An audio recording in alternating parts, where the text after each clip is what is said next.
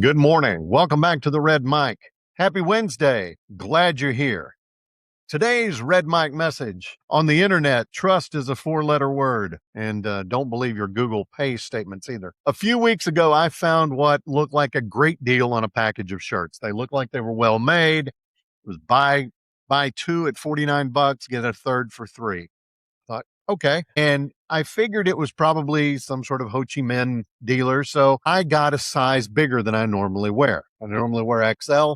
I ordered 2X. I paid using Google Wallet. I intentionally selected PayPal in Google as my payment method because I wanted to trust that additional layer of security and protection. The shirts arrived. They were labeled 2X, but they very clearly weren't. I mean, these things were skin tight, y'all. I mean, no, ain't wearing those. And when I asked for a refund, the seller stopped responding. That was hint one.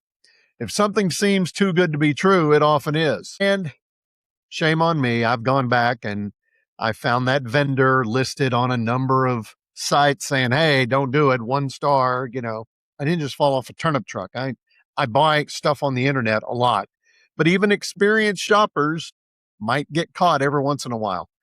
Fool me once, shame on you. Fool me twice, shame on me. But all of this was not the part that surprised me the most. Trying to figure out who actually processed my payment became an exercise in frustration, and I'm still frustrated. Google Wallet in my records shows the transaction as being PayPal Holdings Inc. Now that meshes with what I thought. I clicked PayPal in Google Pay, and that's what it says on their records. PayPal has no record of the transaction anywhere in its system. My credit card statement does not mention PayPal at all. Instead, it lists a merchant called B. Keating IN. Didn't find that word anywhere on the website. Now, I reached out to Google because I wasn't asking them for a refund. I wasn't asking them to resolve my dispute with the merchant. I wanted to understand why Google told me I paid through PayPal when PayPal has no record of the payment. After several exchanges, Google finally provided what they said was an answer. They explained that the PayPal label shown in Google Wallet is generated from information available during checkout. They also acknowledged something that I found both infuriating and surprising. Google can't confirm whether the payment actually passed through PayPal's payment network. They further explained that if the charge appears on the card statement under a different descriptor, such as B. Keating, the merchant may have processed the payment directly through its own payment gateway instead. So think about that for a minute. Google Wallet displays PayPal. PayPal said, no, wasn't me, wasn't us. My credit card company says somebody completely else entirely. And when I asked Google why they represented the transaction as PayPal, if PayPal never processed it, they never gave me a direct answer, really. Instead, I was repeatedly told that Google doesn't have visibility into what happened after checkout. Now, that may be technically accurate, but it still leaves a very important question unanswered.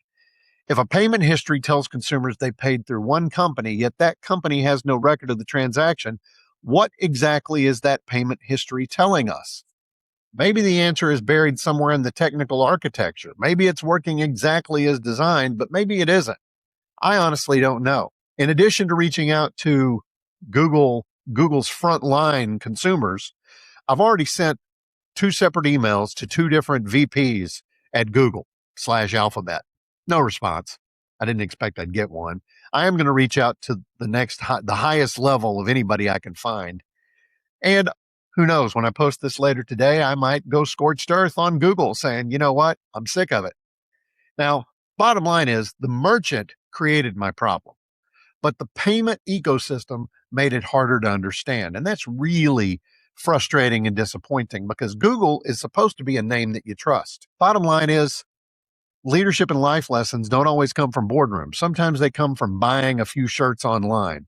The first lesson is personal accountability. No matter how experienced we are, every one of us can be tempted by a deal that looks good on paper. Maybe I should have slowed down. Maybe I should have done a little homework. Maybe a few extra minutes of research would have saved me hours of frustration later. And, $108. Now, I'm going to do what my wife suggested.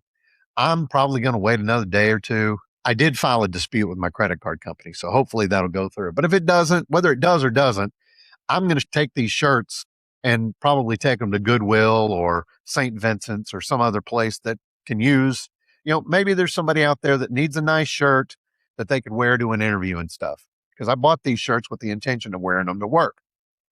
Now, the second lesson, this belongs to every organization that serves customers. I'm talking to you, Google. Trust is built through clarity.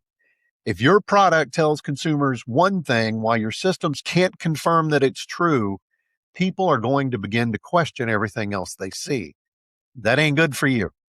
Good organizations don't just make transaction easy, they make them understandable, they make them transparent, and they make them rock solid. That's today's Red Mike message. Do with it what you will. Thanks for being here. I appreciate you much. Give me a like, a follow, and a share, no matter what portal you're watching this on. I'm on Facebook and Instagram and even on TikTok. Tomorrow, August 6th, think back to World War II. What is significant about August 6th? I'm going to talk about it. I'll see you again tomorrow. Until next time, don't forget, as always, life is short. Drink the bourbon.